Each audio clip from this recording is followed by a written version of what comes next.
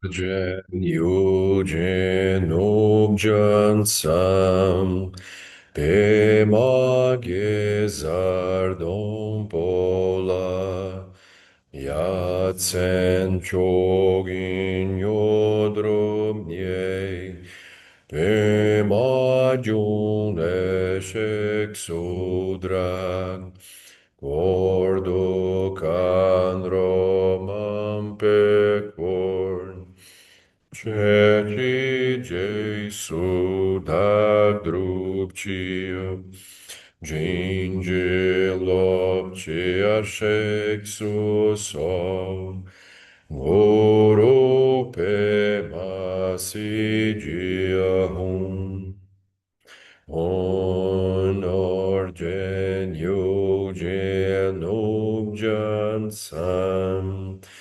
Bemagezardon pola, Yatsen chogin yodrum ye, Bemajun eshek sudrak, Ordo can Romam pecorn, Ceci Jesu dag drupcia, Ginge lopcia sexus o, Guru pe masigia hum.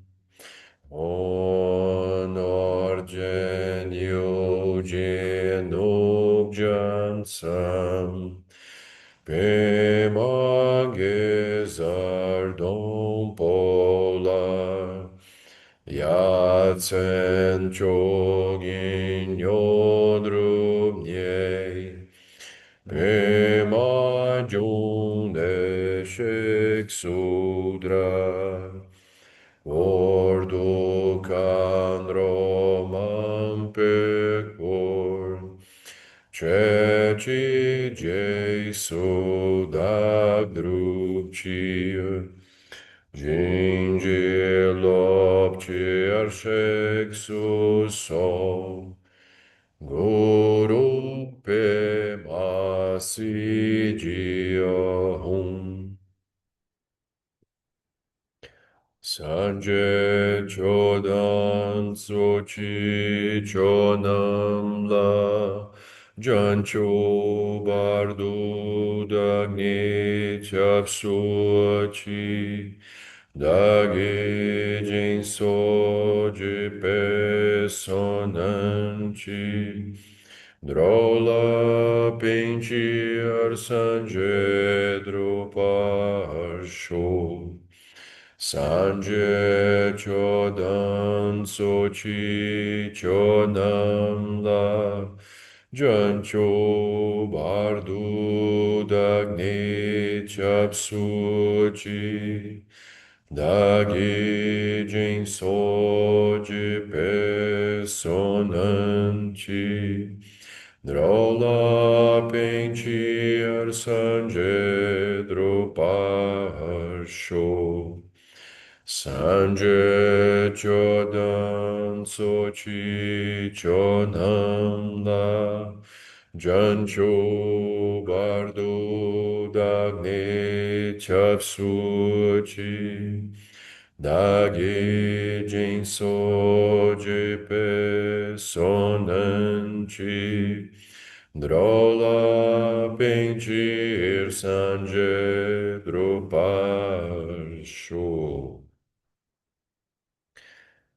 Oha hum benzara guru pema siji hum. Oha hum benzara guru pema siji hum. Oha hum benzara guru pema siji hum. Oha hum benzara guru pema siji hum. Oha hum benzara guru pema siji hum. Oha hum benzara guru pema siji hum.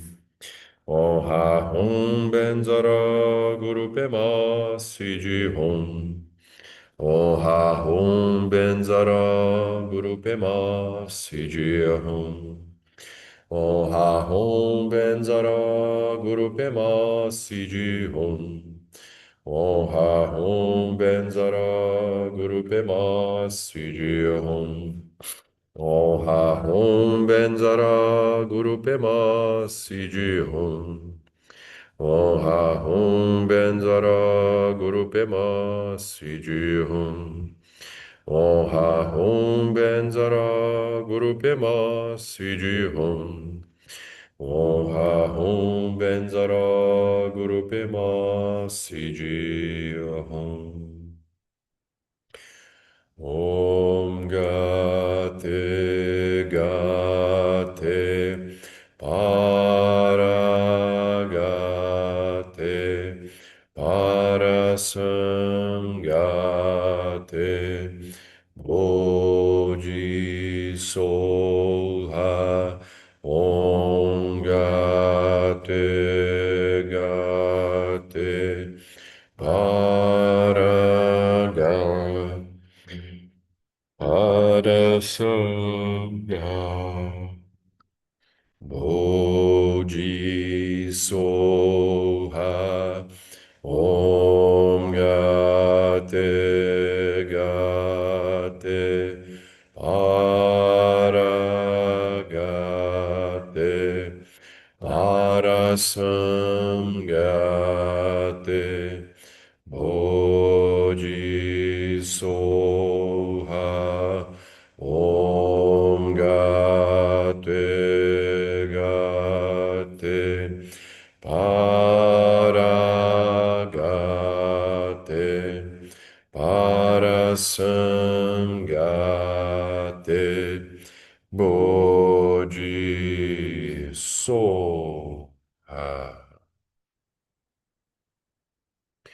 Boa noite, Boa noite. Boa noite. pessoal. Boa noite. Muito bem. Então, seguimos aqui, né? Destrinchando o Sansara, né? Dividindo os fenômenos em constituintes a partir de várias formas, né, de olhar isso. E a gente vai seguir. A gente está na página 169. Então, na semana passada, a gente viu que, no final, né, da sessão, Vasubandhu, esse grande mestre indiano, no Abhidharmakosha, ele citou três fenômenos não condicionados: o espaço, a sensação analítica e a sensação não analítica. E aí, na página 169, aí a Sangha, em outro texto, no Abhidharma Samuccaya, ele lista 8 fenômenos não condicionados: espaço, sensação analítica, sensação não analítica. De 4 a 6, as três talidades de fenômenos virtuosos, não virtuosos e neutros. Sétimo, absorção meditativa sem discriminação. E oitavo, a absorção meditativa da cessação. A absorção meditativa sem discriminação é o tipo mais elevado de meditação dentro do quarto nível meditativo do reino da forma, o quarto dhyana. Quando praticado por muito tempo, esse tipo de absorção meditativa leva ao renascimento no nível mais elevado dos deuses do reino da forma. Esse tipo de absorção é caracterizado pela cessação temporária de todas as consciências e todos os fatores mentais, com um contínuo instável. As cinco consciências sensoriais, a consciência mental, com os fatores mentais que as acompanham. Porém, aparências errôneas ocorrerão novamente ao sair dessa absorção meditativa, porque as tendências latentes para o surgimento dessas consciências ainda existem. A absorção meditativa da cessação, também conhecida como absorção meditativa, na qual a discriminação e a sensação cessam, representa a cessação de todas as consciências com um contínuo instável, assim como a de algumas com um contínuo instável. As primeiras sete consciências e seus fatores mentais, ou seja, exceto a consciência alaya. No caminho budista, emprega-se esse estado como absorção meditativa culminante no processo do repouso progressivo em nove etapas. Ele consiste em muitas formas de treinar o acesso e a saída dos quatro dhyanas do reino da forma, e também as quatro absorções do reino da não-forma, que representam formas cada vez mais sutis e claras de shamatha, o calmo repousar. Com base em uma shamatha tão refinada, pode-se cultivar a Vipassana budista, visão superior de realizar a ausência de uma essência pessoal e dos fenômenos. Então, aqui é uma sessão relativamente complexa, porque ele está citando, assim, tradicionalmente, o Abhidharma. Então, aqui tem, assim, um gostinho do Abhidharma, né? O Abhidharma, ele se dedica a classificar todas as coisas, todos os estados mentais, todos os fenômenos de várias formas.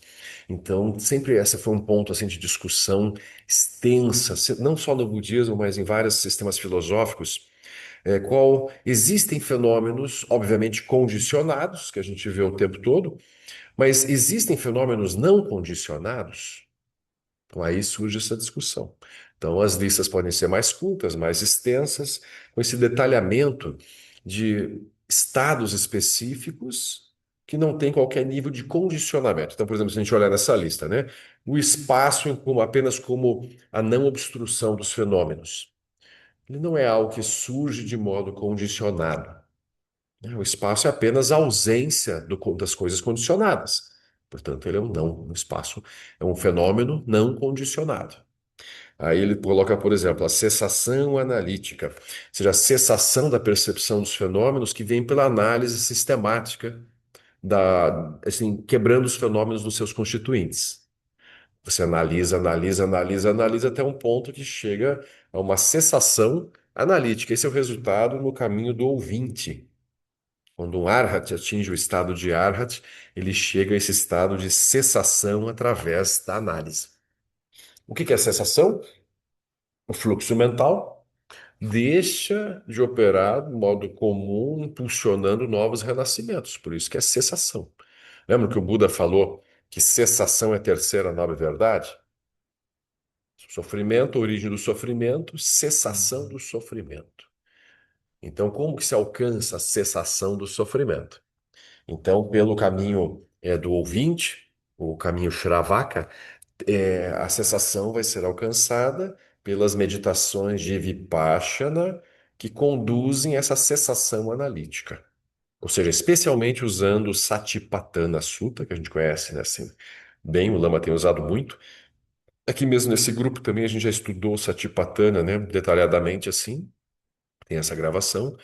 Então, no Satipatthana é o método para você chegar ao estado de cessação analítica. A cessação não analítica, como ele explica aqui, na semana passada a gente viu, ela se refere a alguma coisa simplesmente não existir ou não ocorrer em um certo lugar devido à ausência de causa e condições específicas. Por exemplo, chifres não crescem na cabeça de um cavalo. Vai falar sobre coisas não existentes. São coisas naturalmente não compostas porque elas não existem. Então, essas coisas repousam num estado de cessação não analítica, não precisa nem de análise para ver que essas coisas não existem. Isso para nós pode parecer assim, meio, gente, que, né, esfregação de ovo, assim, de bit, né, parece que tentando encontrar, mas veja, a filosofia, ela vai nesses detalhes, né? Então, se a gente quer entender, existem fenômenos não condicionados, a gente vai entrar nesse nível, né, de detalhamento, vai ficando cada vez mais complexo, assim, do ponto de vista, do raciocínio analítico, né, para a gente, porque são conceitos filosóficos. Isso também, entre eles mesmos, vai haver debate sobre isso, não vai ser uma concordância de saída já. Tanto que a Sangha, que é irmão de Vasubandhu, esses dois nomes são super importantes. A Sangha e Vasubandhu são dois irmãos indianos do século terceiro para o quarto depois de Cristo, e eles são figuras essenciais na história do budismo Mahayana. Ambos escreveram textos assim que são utilizados até hoje, né? E em várias, no Mahayana como um todo. E como intérpretes do Abhidharma, eles pegaram os textos do Abhidharma e escreveram essa síntese, esses comentários compilados. Então, o Abhidharma Kosha de Vasubandhu, o Tesouro do Conhecimento, e o Abhidharma Samuccaya, que é o compêndio do conhecimento de Asanga. Então, Asanga, de novo, lembrando, é aquele mestre que meditou por 12 anos no alto de uma montanha, querendo encontrar o Buda Maitreya. E aí Maitreya não aparecia, não aparecia, não aparecia para ele, até que no final Maitreya aparece como um cachorro, com as patas esmagadas, cheio de vermes, assim, comendo o corpo do cachorro.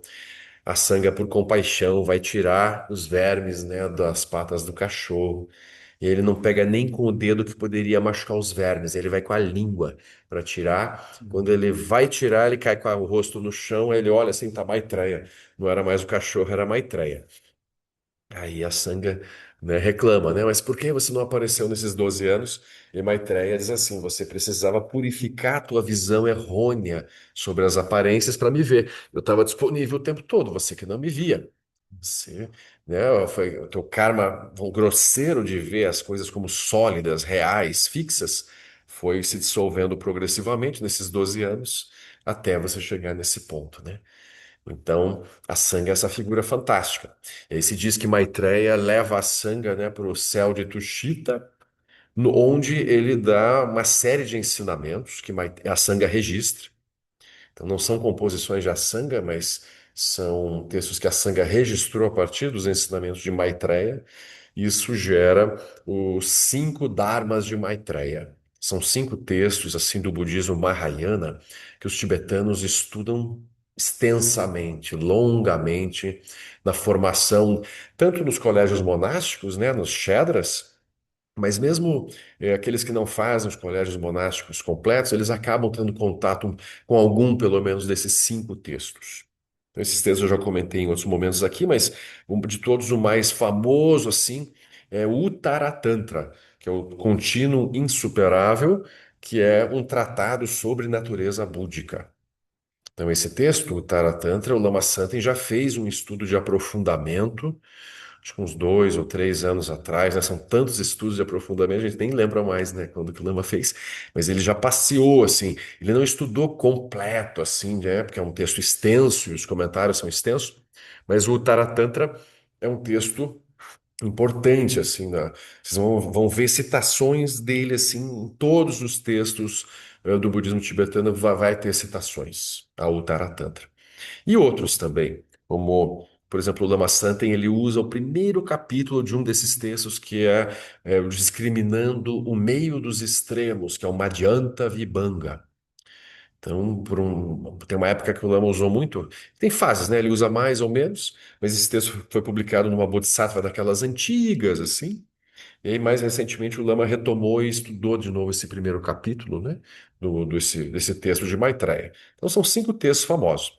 Então, só isso só para lembrar a importância do Bodhisattva Asanga, né, na história do budismo, né, Mahayana e do budismo tibetano, né, que vai receber e guardar isso tudo, né? Então, os textos deles são existentes, estão todos vivos assim, porque eles são traduzidos para diversos idiomas e tem muitos mestres que dominam, tem as transmissões desses textos, né, geração após geração, são capazes de explicar isso, né, detalhadamente. Tá bem? Então, nessa classificação de Asanga, isso tudo já é mais complexo. Ele coloca 8, né? Então, além das que a gente já viu, ele também coloca as 3 talidades dos fenômenos, virtuosos, não virtuosos e neutros. Ou seja, todos os fenômenos podem ser classificados como virtuosos, não virtuosos ou neutros. E um fenômeno, quando analisado, lembra o que é a talidade? Vamos lembrar, essa palavra é central, né, assim, na compreensão da Prajnaparamita, da perfeição da sabedoria. O que é, né? Tá, né? Suchness, talidade. O que é isso, né? A gente tem que lembrar. Natureza de Buda? Oi? A natureza de Buda? A natureza de Buda, Nilo, geralmente é traduzida como Tathagata. É aquele palavrão, né? Assim, Tathagata, que significa o útero dos Tathagatas, o útero daqueles que assim se foram. Garba é ventre ou útero, e Tathagata é aquele que se foi para a talidade. Então, Tathagata. Então, no início da palavra tem esse radical do tatata. Mas a palavra talidade, o significado dela está associado ao fato de que as coisas nem existem, nem inexistem, nem uma combinação de existência ou inexistência, e nem a negação de existência e inexistência.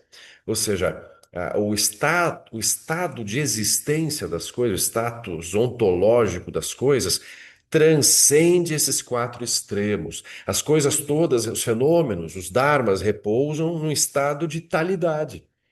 Eles são tal como eles são, porque eles nem existem, nem inexistem, nem ambos, nem nenhum. Então, como é que eu chamaria esse estado que está além dos quatro extremos? Talidade. Então, essa palavra é importante Oh, entender, porque ela aponta para o verdadeiro estado existencial das coisas. Então, as coisas são vazias e luminosas. Quando a gente fala assim nessa linguagem, então, o estado das coisas é a talidade. Então, é importante guardar esse conceito assim. A gente usa muito esse conceito lá no Sutra do Diamante, quando a gente estuda, mas ele está presente em toda a literatura Prajnaparamita. Sobre a questão da coemergência, ele tem um viés parecido, não sei se é exatamente o foco, né? A coemergência, entender a coemergência, ou seja, que os fenômenos não existem separados da mente do observador, é um gancho, é um caminho para me ajudar a realizar a talidade dos fenômenos. Porque a talidade dos fenômenos é assim, ela não é separada. A talidade do tapete é separada da talidade do EVA, por exemplo, né? Então, tudo é a talidade, inclusive a mente do observador que vê coisas. Então, o observador não está separado da talidade dos fenômenos. Ou seja, a talidade é a verdade última, é um termo que se usa para descrever o aspecto final da compreensão da realidade. Tatata, ou talidade, né? Essa palavra. Oi, Nilo. Marcelo, então a talidade seria, digamos assim, um termo melhor para descrever a vacuidade. A É, gente usa, a gente tem essa. não, a vacuidade faz parte da talidade.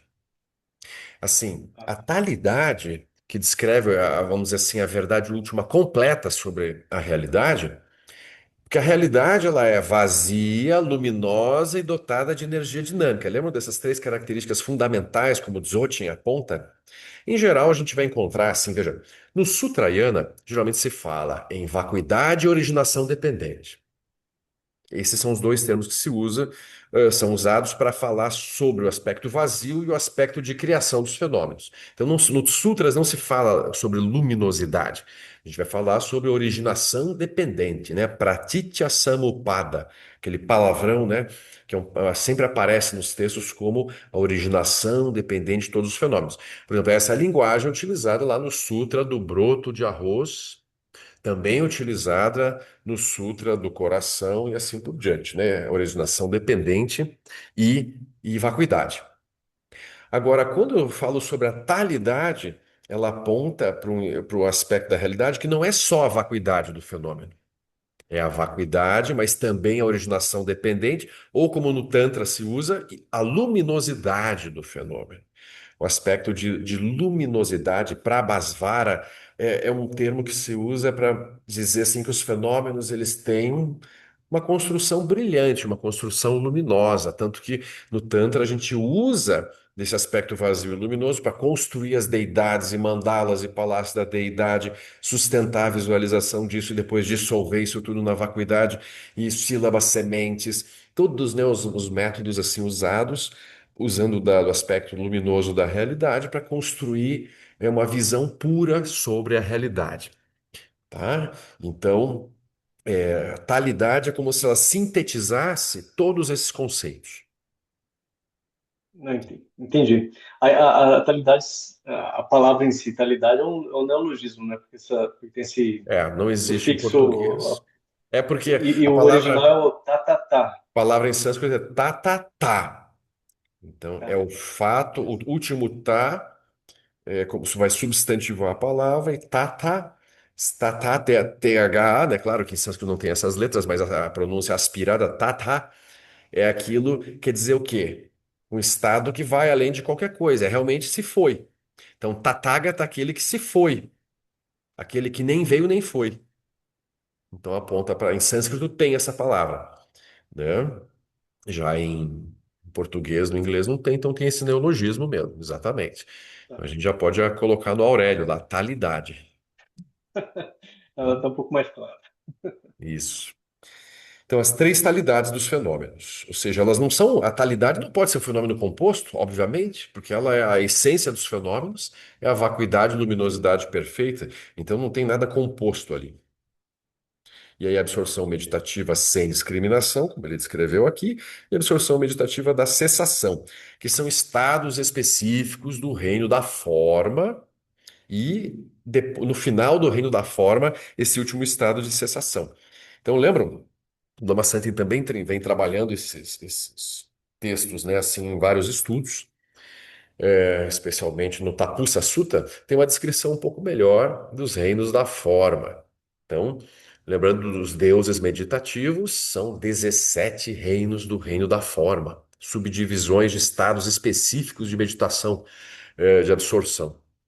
Esses 17 são divididos assim em quatro dhyanas, então vem essas palavras, dhyana, né? O Lama já deu vários retiros com esse título, né? Os quatro dhyanas.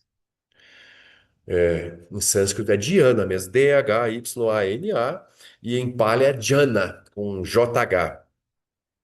Então, esses quatro dhyanas seriam quatro níveis de concentração meditativa e cada um deles é dividido em três. Então, dá 12 níveis, né? 4 vezes 3, 12. Então, por exemplo, quem realiza a shamatha, que avança pelos estados progressivos de shamatha, como está descrito lá no livro Revolução da Atenção, do Lama Alan Wallace, quando a pessoa chega no final do nono estágio de shamatha, ela alcança o acesso ao primeiro nível do reino da forma. Vocês vejam que essas realizações meditativas são extremamente sutis, porque mesmo quem aqui no reino humano pratique muito e alcance a realização total de shamatha, só vai estar acessando o primeiro nível do reino da forma, sendo que são 17 níveis. Então aquilo vai tendo uma progressão. Aí aquele ser que acessou aquilo, o Buda Shakyamuni, por exemplo, ele recebeu as instruções de meditação para acessar esses reinos dos professores anteriores dele. E ele passou por tudo isso. Então o Buda ele mapeou esses estados sutis, né, de shamatha até o final e concluiu que não era iluminação. Mas muitos mestres hinduístas achavam que aquilo já era iluminação, porque é tão sutil, é tão estável, é tão prazeroso que dá a impressão que aquilo, enfim, seria o estado iluminado. Mas aí o problema é aquilo: quando a mente retorna da meditação e volta para o mundo, as sementes kármicas de confusão seguem lá.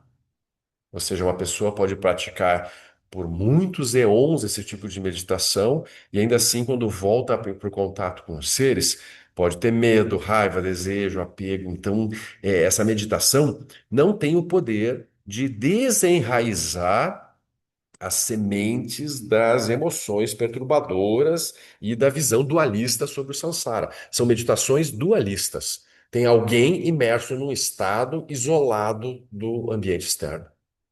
Tá? Então, aqui só para a gente, né, lembrar disso. Então, tem esses 12 níveis, né, que são 4 vezes 3. 3 níveis da primeira concentração meditativa, 3 da segunda, 3 da terceira, 3 da quarta. E aí tem 5 últimos níveis que são chamados de 5 moradas puras, para completar 17. Essas 5 moradas puras também são estados ainda mais sutis e que culminam no último nível, que é o 17º, é chamado de akanishta. Então, akanishta significa mais elevada. Então, o Lama Santin também tem explicado isso, assim, que a canista tem vários níveis de compreensão também. Então, por exemplo, aqui no Reino dos Deuses, a gente vai entender a canista apenas como um estado meditativo muito sutil, mas não é a dominação, não é a liberação. Agora, no contexto da grande perfeição, como o Lama tem explicado, então a canista é o local onde os Budas alcançam a iluminação. Lembra que o Lama faz muita diferenciação entre o que é estar praticando no reino de Tushita e estar praticando em Akanishta? Em Tushita, que seria ainda no reino do desejo, ainda é uma prática muito voltada a isso, meios hábeis, compaixão, atuar com os seres em meio ao mundo, amor, compaixão, alegria e equanimidade, por exemplo. Já em Akanishta seria, assim, verdade última no aspecto mais sutil. Seria a natureza da mente. Então, o Buda, ele, na iluminação dele, ele leva a realização de Vipassana dele para todos os níveis de concentração meditativa. É como se assim, a iluminação ela tem que perdurar em qualquer estado. Não poderia haver um estado meditativo em que então eu perco a visão lúcida do Buda, né? Então, a realização de Vipassana do Buda, ou seja, de sabedoria, tem que permear qualquer reino do samsara. Então, tem que permear os reinos da forma e da não forma. Então, a não forma vem depois ainda, são 4 reinos da não forma, né? Mais estados sutis. Tem esses nomes, né? Espaço infinito, consciência infinita, nulidade total e nem percepção, nem não percepção. De novo, são apenas estados sutis de mente, não são iluminação, mas o Buda iluminado, ele pode passar por esses estados, passear por esses estados, sem gerar apego e fixação a esses estados, porque as mentes que repousam nesses estados, sem lucidez, sem vipassana, elas se apegam aos estados, ficam presas nesses estados por longas eras. Então, a meditação, quando não tem sabedoria, ela pode ser um aprisionamento, né? Então, resumo é isso, que são esses 8 estados aqui, alguns desses 8 estados, né? Esses estados meditativos em que tem uma cessação, elas são não condicionadas, porque nesse estado a mente está completamente absorta em alguma coisa e não está construindo nada, não está criando nada, não tem nada condicionado ali dentro. Mas ainda assim é apenas como se fosse um amortecimento total da mente por um tempo limitado. São estados construídos ainda. Nesses casos, não são condicionados? Então, aqui, a mente vai chegar a esse estado de uma forma ainda condicionada. Mas quando ela repousa nesse estado, ela não cria mais nada de novo condicionado lá dentro, quando chegar naquilo. Aquilo não é liberação, claramente, não é um estado de liberação real. Mas estando dentro daquele estado, não há mais nenhuma construção de alguma coisa condicionada lá dentro. Tem uma sustentação, a live dinâmica que está sustentando aquilo. Sim, aquilo não é liberação. Pum, isso mesmo. Não é liberação. Mas são vistos como fenômenos não condicionados, o repousar naquele estado. Mas assim, quando eu saio daquele estado, tem tudo que sustentava aquele estado, eu não via. Mas naquele estado, enquanto o yogi medita naquilo, não tem construção de nada, a mente está fundida com aquilo.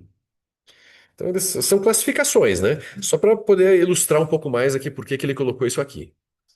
E esses estados todos, os ensinamentos são do Buda, mas essa confirmação desse processo ele é dado por praticantes até os dias de hoje, né? Exatamente.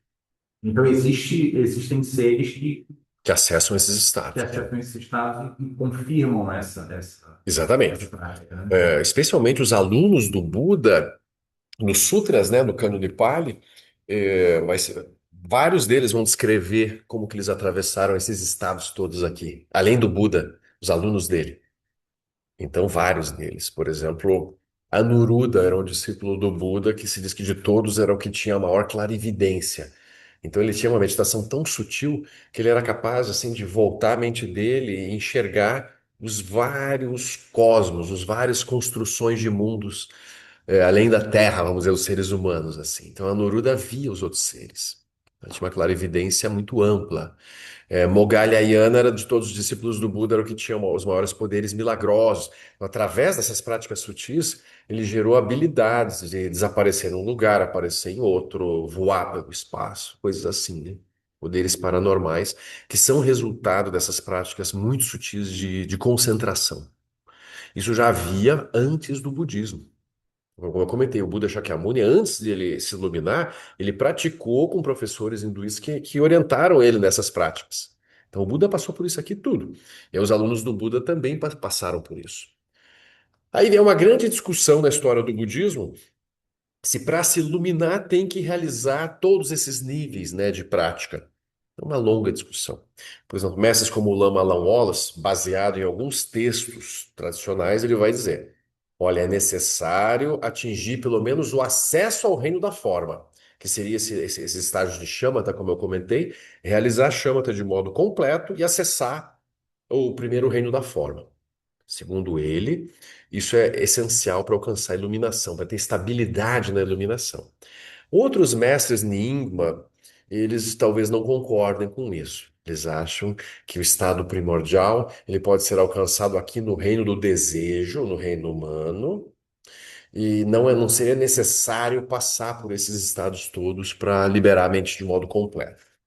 Então, tem um pouco assim. O Lama San tem a posição dele, de que é bom realizar uns 70% de shamatha, que não seria necessário 100%, como o Lama Lam Wallace tem essa cruzada assim, né, na realização de shamatha, mas que também não dá para não ter shamatha.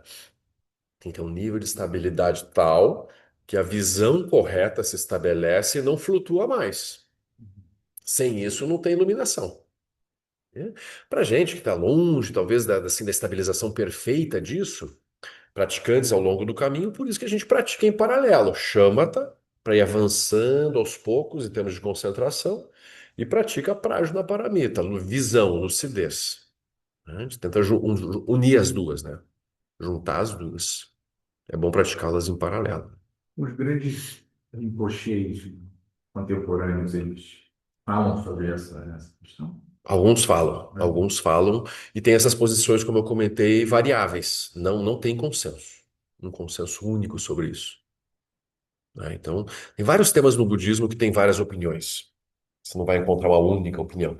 Aí a gente acaba seguindo meio que a opinião dos mestres que a gente segue, ou na linhagem que a gente está praticando, né? Porque, de todo modo, são reinos ou estados mentais que a gente, assim, deveria conhecer, digamos assim, né? Eu não sei, tem É que essa deveria. sensação. Não é que deveria, mas, assim, são estados mentais, Possíveis. né?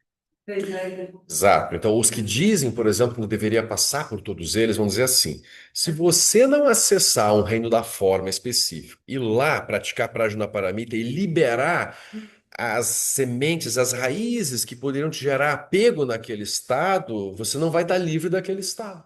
Você vai ter o potencial ainda de se prender naquele estado. Essa é uma visão. Outros acham que não, que se você purificar os fenômenos, você já enxergar a liberdade, a vacuidade aqui no reino do desejo, isso seria suficiente, por exemplo, para olhar para todos esses estados e não se perder neles. Também tem essa posição. Então, por isso que eu comento que não tem uma única forma de entender. Mas é importante saber que existe isso, assim. No budismo Theravada, eles têm uma discussão longuíssima sobre isso. Se é para alcançar, por exemplo, assim, é como se tivesse dois grandes grupos, assim, duas grandes facções no budismo Theravada que interpretam assim: a iluminação é alcançada só através de Vipassana Satipatthana Sutta. Não precisa praticar os jhanas. Não precisaria avançar nesses níveis de concentração meditativa. Esse é um grupo grande. E um outro grupo que diz assim que de jeito nenhum. O Buda afirmou que se não passar pelos jhanas, pelos 4 níveis de concentração meditativa, a iluminação não é possível. Então isso tem do Theravada essa discussão, e ela também segue no Mahayana. Aí outros métodos mais diretos, como o Dzogchen e Mahamudra, eles nem falam disso. Nem falam disso, assim, a natureza da mente. Não se preocupe com isso. Apenas seja introduzido à natureza última da mente, repouse nisso e siga praticando. É como se você fizer isso, isso vai acabar permeando toda a Laya Vijnana, então você vai estar purificando as sementes desses reinos, mesmo sem ter que ir para esses reinos. Essa é uma posição mais do Dzogchen, por exemplo. Tá? Isso, a Mariana Luz comentou. Shamatha tem que praticar junto com o Vipassana, exatamente isso, Mari, para não ficar preso nesses estados específicos de Shamatha, né? Vocês vejam como isso é complexo. Porque aí os textos vão descrever assim, por exemplo, quando você passa pelos níveis do reino da forma, por que você passaria ali e praticaria a lucidez dentro desses reinos? Aí eles listam todas as emoções perturbadoras, características dos reinos da forma, que não são exatamente iguais às do reino do desejo. É como se você tivesse que ir para esses níveis para liberar essas emoções perturbadoras correspondentes àquele tipo de estado mental. Aí eles vão numerar isso. Então eles dão números gigantescos. Por exemplo, no reino da forma, são 404 estados diferentes de emoções perturbadoras que são liberados ao longo dos jhanas no reino da forma. Eles numeram isso, gente.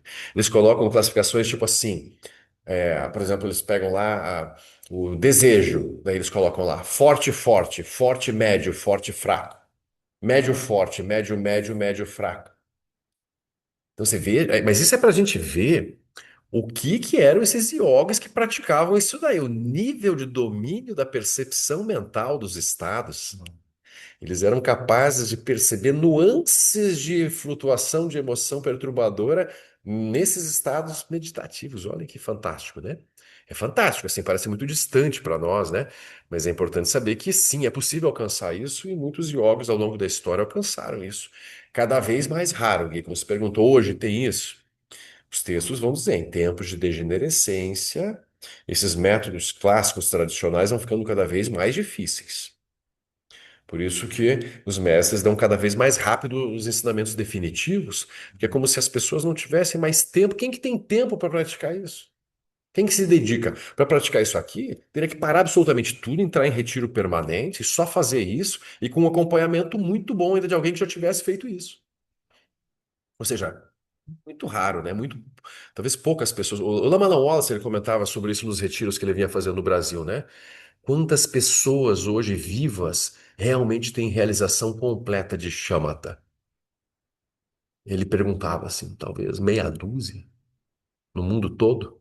Nossa, é. É nesse nível. Ou seja, todo mundo está aí avançando nos estágios, assim, mas é como se hoje em dia as pessoas já não tivessem uma tendência favorável kármica para realizar isso mesmo, né? Todo mundo muito ocupado, tudo muito agitado, e a sensação é de que o tempo passa rápido, né? Então, esses yogis, o tempo para eles era muito mais dilatado, era longo, assim, lento. Porque as mentes deles eram mais lentas, né? Então, eles tinham tempo de entrar nesses estados, né? Mas, assim, para nós é importante avançar um tanto. Isso que é importante lembrar, né? Marcelo, Sim. Oi, Thiago. você me fez lembrar que no Tantra do Vajra Cortante, Lama Alan Wallace fala que tem pessoas que entram no retiro que às vezes levam 3 meses para respirar corretamente. Para ir começar, eu lembrei isso, mas na verdade a minha questão era perguntar se você falou assim que o estado de chamata ele pode causar um aprisionamento quando, né? Aí eu queria entender se quando o chamata causa aprisionamento não é chamata, né? Então, chamata é Não, quando tem aquele não, nível de. é shamatha. Shamatha por si só pode ter. Shamatha não tem prajna, não tem sabedoria. Então pode gerar apego. Então o shamatha vai gerando estados agradáveis de bem-estar, clareza e ausência de pensamentos. Essas são as três principais consequências de shamatha: bem-estar enorme, clareza e ausência de pensamentos. Então, esses estados podem gerar apego, né? Por isso que se você fizer só shamatha, sem fazer prajna ou satipatthana junto, você corre um grande risco de ficar preso nesses estados. Quando eu pratico chamata e aí bate o sino. E aí eu tenho um apego àquele lugar, como se eu pudesse desligar a canista e agora é o Tiago, né? A Idan desliga e aí agora é o Tiago. Eu estou pensando assim, enquanto mover no mundo, assim, né? O Mas é estado que esse é o ponto. Shamatha não é movendo o mundo, né? Shamatha é isolamento. Você não Uhum. pratica shamatha andando no meio do mundo, isso não é possível, né? Shamatha é uma prática sempre de recolhimento dos sentidos, de isolamento. No máximo, a shamatha pura, eu fico parado olhando os fenômenos, assim, mas não tem movimento mental. Então, em meio ao mundo, eu vou praticar sati, eu vou praticar prajna, né? Sabedoria em meio ao mundo. Shamatha vai me dar uma estabilidade de fluxo mental que vai me ajudar a manter a atenção plena, a manter a lucidez, manter prajna. Então, por isso que Shamatha é uma prática auxiliar no caminho. Ela gera, né, uma flutuação menor no fluxo, no espaço mental, que me permite manter a visão lúcida, né? Então, sem Shamatha é muito difícil. Mas eu não vou estar praticando Shamatha em meio ao mundo caminhando. Isso não é possível, né? Porque eu estava pensando na minha ignorância, assim, com termos ou o que é linhagem, o que é. mas pensando assim nos muitos ensinamentos do Buda, e essa minha busca por não querer perder tempo e meditar bastante, e às vezes acontece isso, de tipo, parece que é uma coisa, uma fraude, mas eu estou ali, sentado, né? Tem algum movimento dedicado àquilo. E Sim. aí, quando eu desligo, quando bate o sino, é como se eu ainda quisesse, eu tenho um apego de querer que isso se estabilizasse para sempre. Sim. Um ponto que eu achei na meditação, Uhum. que, nossa, é confortável, parece que eu estou vendo tudo, né? Tá Mas certo? aí eu não consigo, rapidamente eu estou reagindo É, com ignorância daquilo que eu tive alguma, né? mas Eu pensando no Thich Nhat Hanh, por exemplo, você que veja, né, parece Tiago? estar em Você veja, chama o tempo inteiro. um pouquinho de chamata que você pratica já gera um bem-estar num nível tal que a gente já pode querer ficar naquilo porque está gostosinho, não quer ir para o mundo.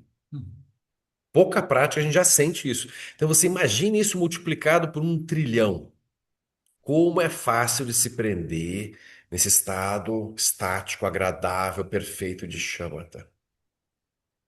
A gente sente, né? Era Por isso que a gente precisa de todos os elementos do caminho: Shamatha, Prajna e o cultivo da bodhicitta, amor, compaixão pelos seres. O que me move no caminho não é esse, não são a busca por estados, não é estados fantásticos de mente. Eu estou me movendo no caminho para poder ajudar os seres. Tem compaixão, tem bodhicitta. A meditação é só um elemento auxiliar. O propósito do budismo não é desenvolver meditadores. O propósito do budismo é liberar as mentes dos seres para que eles possam agir como Budas em meio ao mundo, ajudando os seres. Se eu praticar uma meditação que me afasta do mundo, que me gera algum tipo de aversão pelos problemas do mundo, pelos seres, isso é uma meditação não budista. É importante lembrar disso. Então, no budismo, toda a prática tem que estar imbuída de bodhicitta. Esse é o eixo central do caminho, né? Por isso que a gente começa o roteiro de meditação com a motivação correta. Lembra o nascimento sobre o lótus, como a gente, né, trabalha no SEB? Nascer sobre o lótus, ou seja, primeiro eu gero bodhicitta de aspiração e de ação.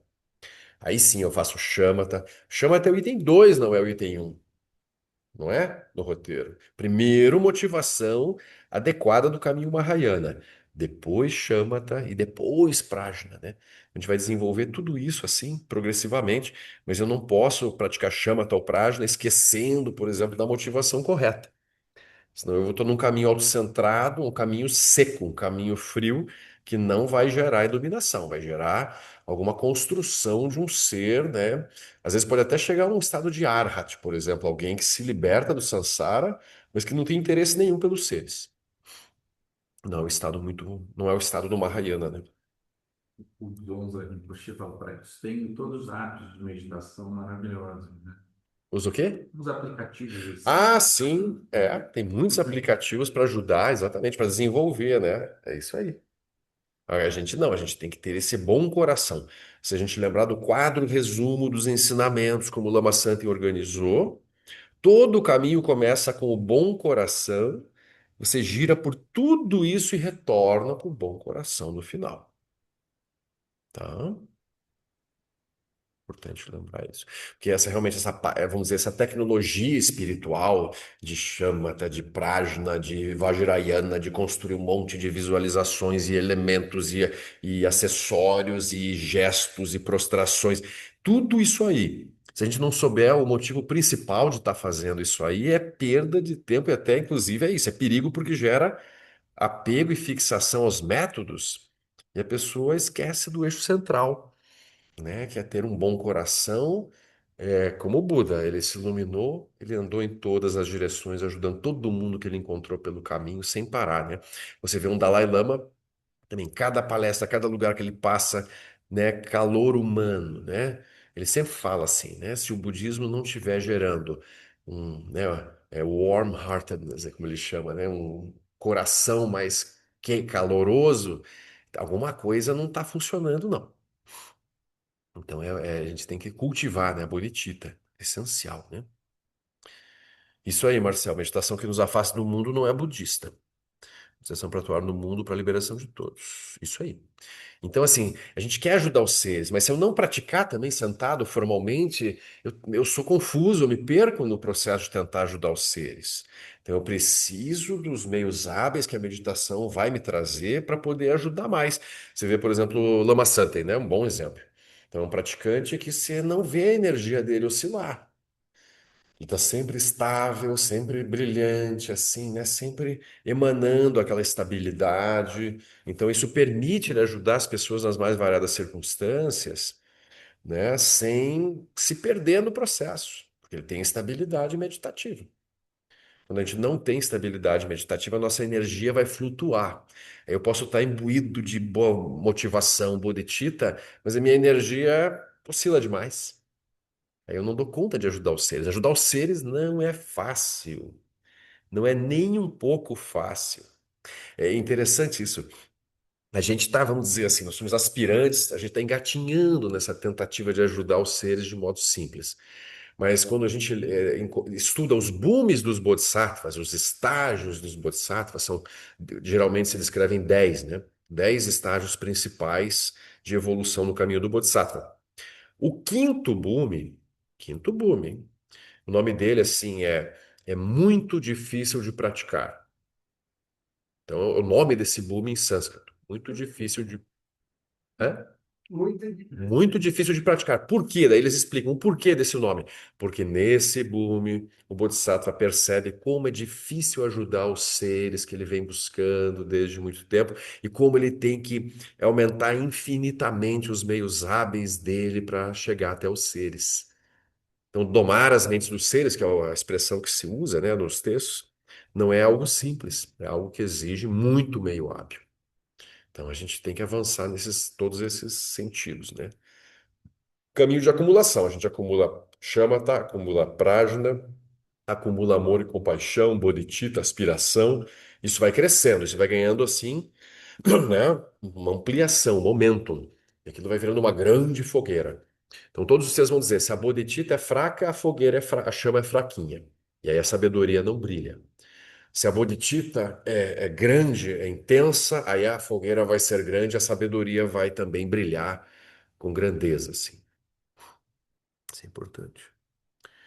O Alexandre lembra, mas pode chegar a Arhat e depois incluir a bodhicitta para atingir a iluminação, né? Como se o Hinayana fosse um caminho inicial. Tem sim, Alexandre. Essa descrição está claramente, por exemplo, quem for estudar, né, o ornamento da preciosa liberação de Gampopa, primeiro capítulo, está lá, natureza de a causa primária, natureza de Buda. Então a gente vai lembrar daquele primeiro capítulo. E lá, quando se descreve os 5 tipos de potenciais, lembra? O potencial cortado, o potencial incerto. Aí você vai ter também o potencial, o cortado é o incerto, aí tem o potencial do caminho dos ouvintes, daí dos realizadores solitários e daí do Mahayana. Então, quando se descreve o potencial do caminho do ouvinte, olha como é que você tem lá isso? Se descreve que os ouvintes podem alcançar a realização como arhats e repousam no nirvana parcial. Eles não estão mais no samsara, eles estão no estado de liberação mesmo, no nirvana. As mentes deles estão nesse estado, mas aquilo não é o estado de Buda completamente iluminado. É um estado, eles são seres que não retornam à roda da vida porque não tem mais emoção perturbadora nenhuma. Porém, ainda tem apegos sutis aspectos da realidade, não tem a mente livre de um Buda. Então, esses arhats, se diz que depois de um longo tempo descansando, os Budas e Bodhisattvas acessam o fluxo mental deles. Vão lá para ajudá-los mesmo. Então o Buda fala com eles naquele estado de nirvana e explica: esse estado que vocês alcançaram é maravilhoso, mas ainda não é o estado final de um Buda. Vocês devem retornar ao caminho, cultivar a bodhicitta e alcançar o estado final e definitivo de um Buda completamente iluminado. Então, isso está descrito nos sutras, exatamente assim. É possível, é possível, mas veja, quem já tem o potencial do caminho Mahayana, que já encontrou o caminho Mahayana, que tem um interesse pelos seres, que quer realmente tirar os seres do sofrimento, não precisa seguir pelo caminho do Arhat primeiro para depois ir para o caminho do Bodhisattva. Por exemplo, a gente está aí como aspirantes a Bodhisattva, trabalhando o caminho da acumulação, que é longo, E algum dia a gente vai chegar ao caminho da visão, que é o terceiro caminho, enfim, né, entrar no primeiro boom dos bodhisattvas. Mas por enquanto é preparação. Então é melhor, assim, é como se é melhor, Alexandre, porque depois aquele arhat vai voltar para a prática e vai ter que acumular méritos infinitos para conseguir praticar bodhicitta adequadamente. Então já é importante já ir acumulando e ampliando a visão da bodhicitta desde o início do caminho. É melhor assim. Tá? Muito bem. Mais um pouquinho só. Literalmente, ayatana significa apoio ou morada. Assim, os 12 ayatanas atuam como as fontes ou portas de entrada para as consciências e fatores mentais surgirem. Os ayatanas também permitem o movimento da consciência em termos do sujeito e do objeto.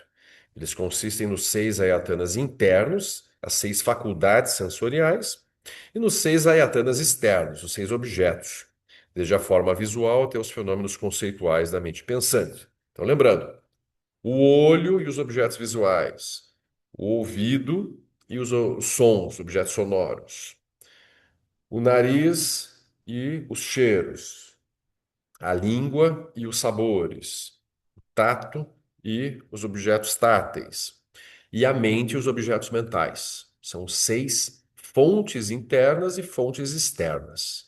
São chamados de ayatanas. Então, os dois juntos aí condicionam a consciência correspondente, né? Então, tem um objeto, tem o olho e brota uma consciência visual.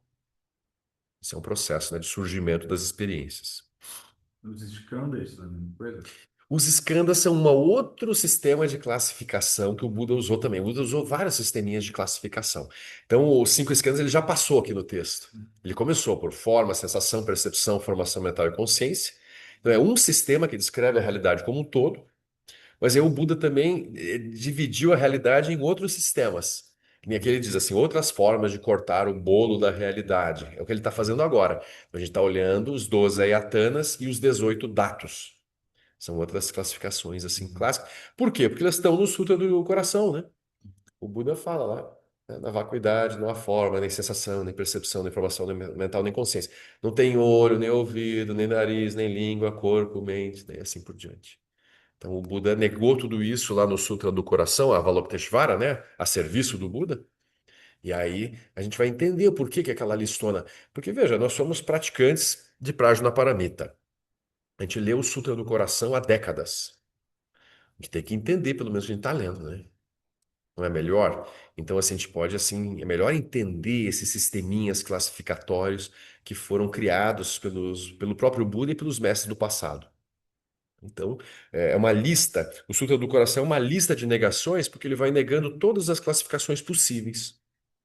Ele começa com 5 skandhas, aí ele passa para os 12 ayatanas e 18 datos.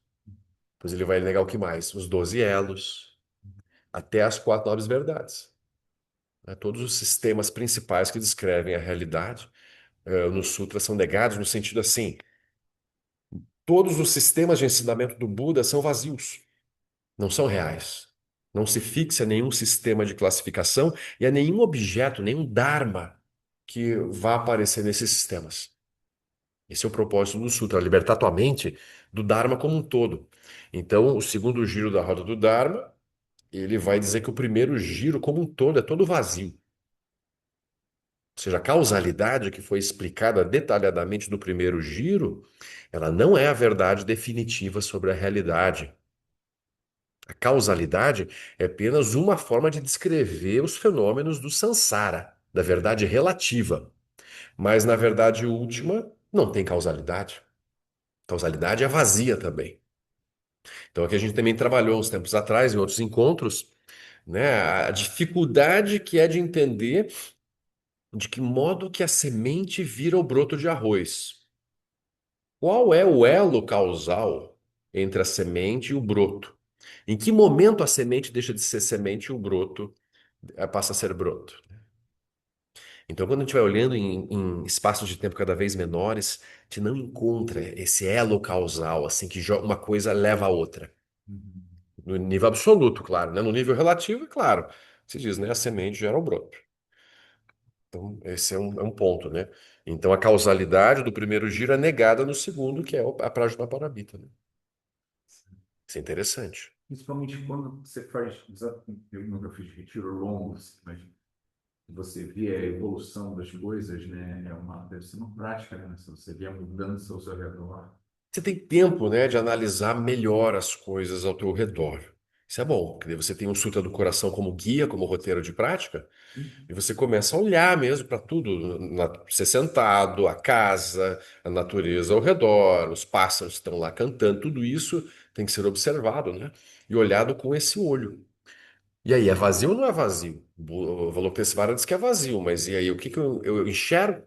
Eu entendo isso como vazio ou não? Eu vejo isso como vazio? Porque eu posso saber intelectualmente que isso é vazio, mas isso não gera transformação nenhuma no meu comportamento. Para ter uma transformação comportamental, eu vou ter que realizar isso, assim, vai mudar a minha visão. Mas mudar a visão de novo, ó, claro que não tem alterações visuais no sentido das cores, ou você passa a ver tudo transparente, por exemplo. Não, não é isso, não. Mas tudo que você vê, vai ver como inseparável, ou seja, os fenômenos, tudo que está acontecendo ao redor não é separado de mim, é coemergente o tempo todo. E nada parece ter um sentido próprio ou fixo, nada é fixo. É por isso que as mentes dos mestres são mentes livres, assim, né? Passeiam em várias direções, porque a mente livre, ela vê que as coisas realmente não são fixas. Não é assim que ele faz de conta que as coisas não são fixas. Elas não são. Só que quem não vê, acredita que elas são, né? Então, os seres do samsara, os seres sencientes, veem as coisas como fixas e reais, sólidas, né, com características e atributos fixos. E a mente livre vê, não. Por exemplo, se eu vejo uma cor branca, a cor branca é apenas um caso particular de construção de experiência. Não tem branco nenhum, não, no branco. Ver branco é apenas uma experiência vazia e luminosa. É um sonho. Aí começa a se usar esse tipo de exemplos, né? Todos os fenômenos são como sonhos. Eles têm características oníricas, assim.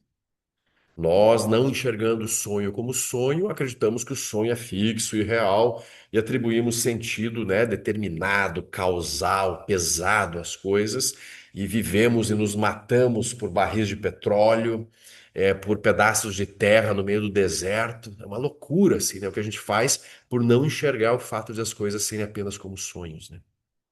Todas as emoções perturbadoras e ações não virtuosas decorrem de avidya, né, da ignorância básica. É dramático, assim. Como é essencial, né, superar a avidya.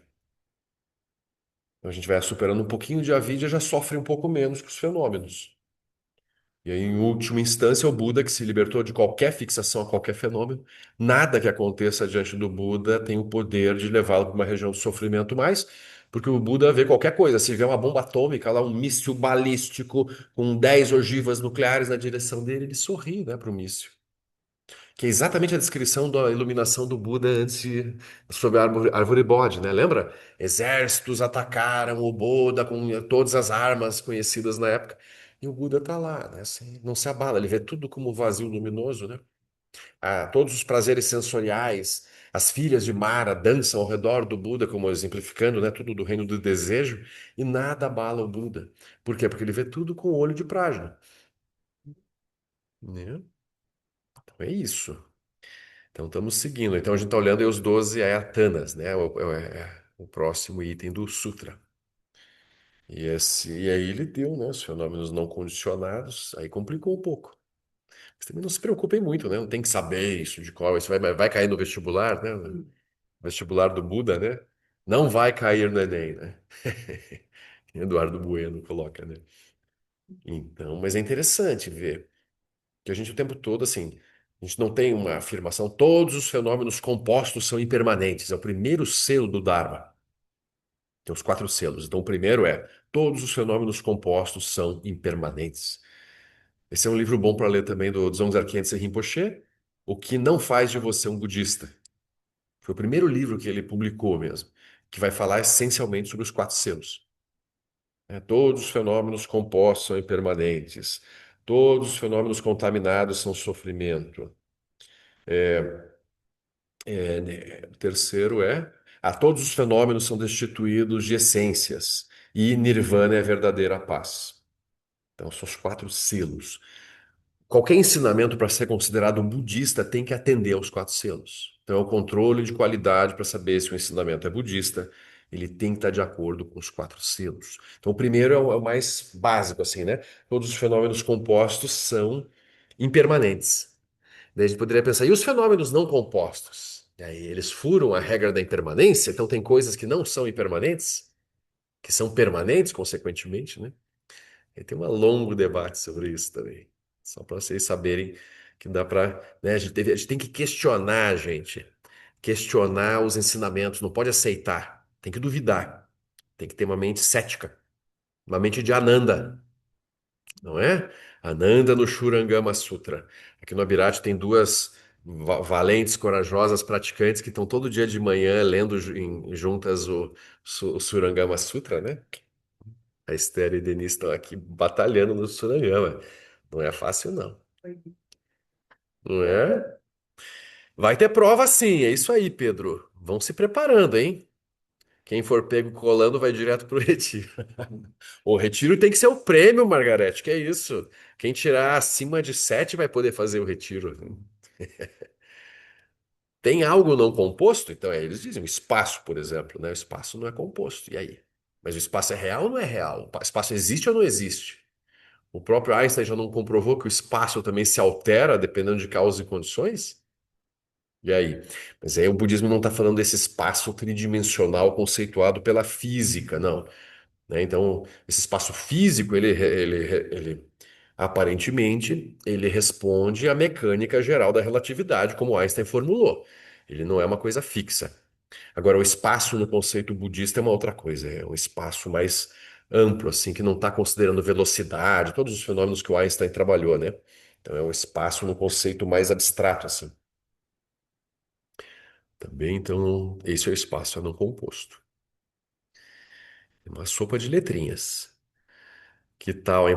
A Márcia que brincava, né? Que ter a prova oral, né? Assim, a pessoa, fulano, levanta. Cite agora os quatro selos do Mahayana. Aí a pessoa, né? Daí os amigos ajudam, né? Sopram no ouvido, né? Muito bom. Então é isso, gente. Semana que vem a gente continua. Aí amanhã a gente, quem tiver, né? A gente segue com o Transcendendo a Loucura. Que é uma loucura, afinal de contas, né? É bom. Não tem título melhor que esse. Transcendendo a Loucura. Sansara é uma loucura, né? Do começo ao fim, né? Quanto mais a gente olha, mais a gente fica chocado, né? Com as coisas que acontecem no Sansara.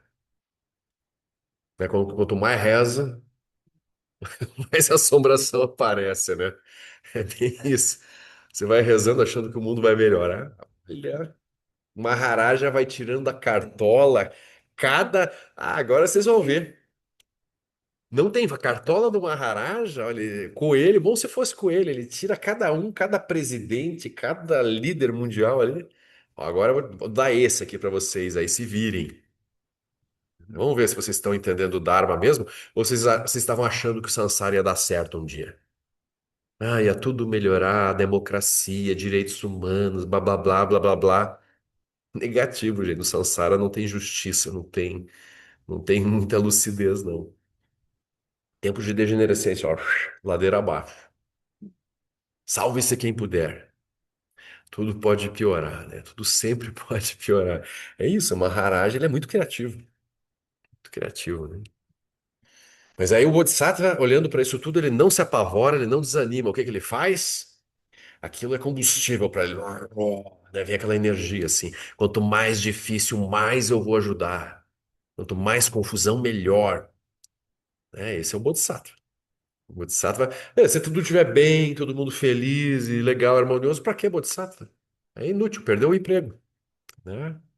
Aí vai entrar na lista dos desempregados. Mas aí o Bodhisattva, quando as coisas estão muito mal, aí é ótimo, porque ele tem muito trabalho, né? Olha que fantástico. É assim.